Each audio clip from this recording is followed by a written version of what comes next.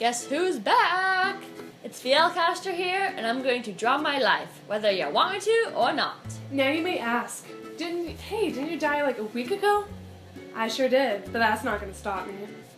So, I possess 3 history students. They're not very interesting, to be honest. Their brains are full of memes and sleep deprivation and puns. Now you see, it all started on Friday the 13th, 1926, in Bryan, Cuba. I was the third of 6 kids, my brother Raymond and Raul, and my little sisters, Angela, Emma, and Augustina.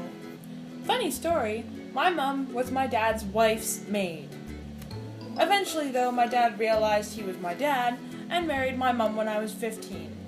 And you thought your family was weird. Despite my family problems, I grew up fairly wealthy since my father was a sugar plantation owner.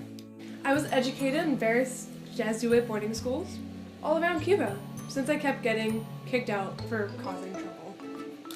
I didn't really like school, and it was pretty boring, but I liked playing on my sports teams and getting in trouble. After I finally graduated in 1947, I attended the University of Havana.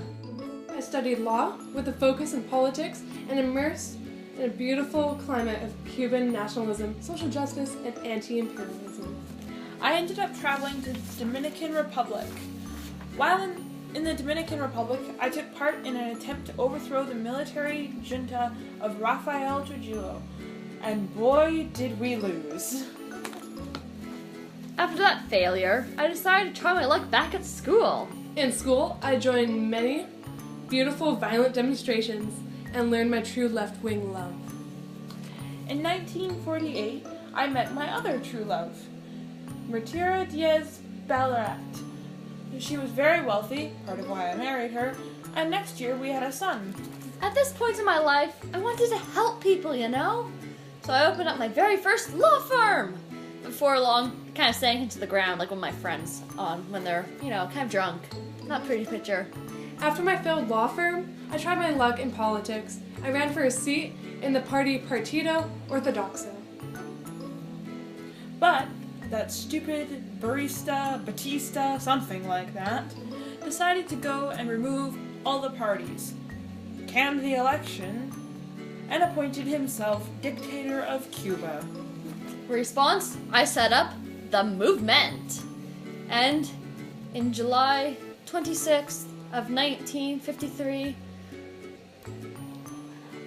I led 150 glorious people to attack a military base in Santiago de Cuba. Great idea, right?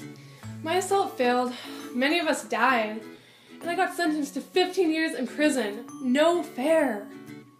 While in jail, my brother and I continued to plan our party's movement and renamed us the 26th of July movement.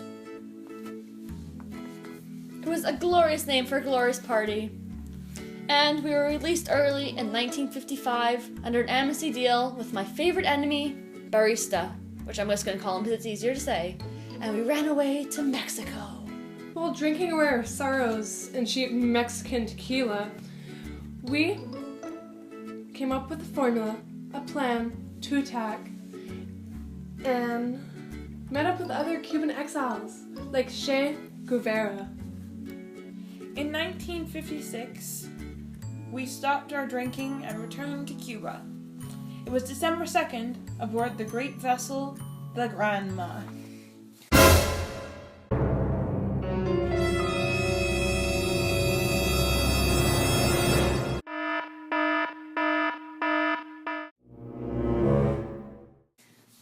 With only 80 insurgents and a few weapons far between us, we landed in the eastern city of Manzanillo.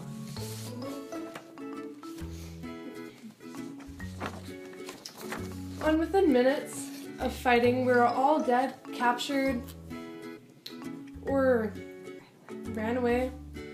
Guevara and I fled to the Syria mountains. For the next 2 years, my forces grew in strength, and we waged war in guerrilla tactics.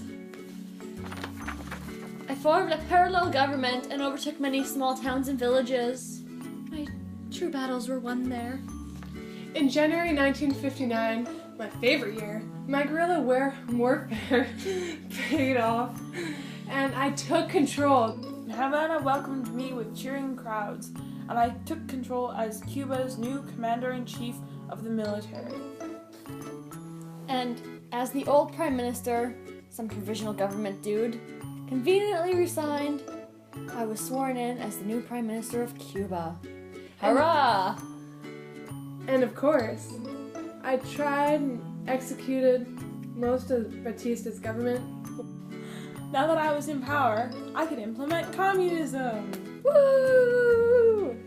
I nationalized factories and plantations in an attempt to end the U.S. economic dominance while basing tariffs on foreign imports on our own artificially low property prices.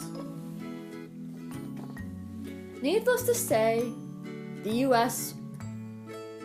wasn't all that happy. And this led to a surprisingly new strain in our relationship. Now, if you ask me, I'm not really a communist, JK. I really am. But the USA really doesn't like communists, apparently. And in April of 1959, President Eisenhower refused to meet me. Slowly, I radicalized my revolution further and followed the Soviets' idea of purging military officers and government officials.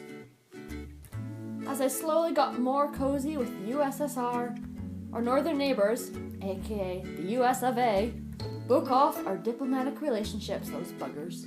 As of 1961, on July 3rd, I declared Cuba a socialist state. In 1962, our good friends in Russia were in trouble and we allowed them to put nuclears on Cuba, both to help them in the Cold War and to stop any US invasions of our country. The US thought the Soviets were preparing to launch a nuclear attack on the US, using our island as a base. And after 13 days of very intense negotiations, the Russians took the missiles back, leaving me to be humiliated. The Cuban Missile Crisis was the culmination of our strained relations. However, in 1991, collapse of the USSR negatively impacted our economy, not enemies, whoops. I'm not dead. In crippling health, I turned control over to my brother in 2008. Despite surviving many assassination attempts, aka the US putting Botox in my cigars, I died in 2016 on November 25th.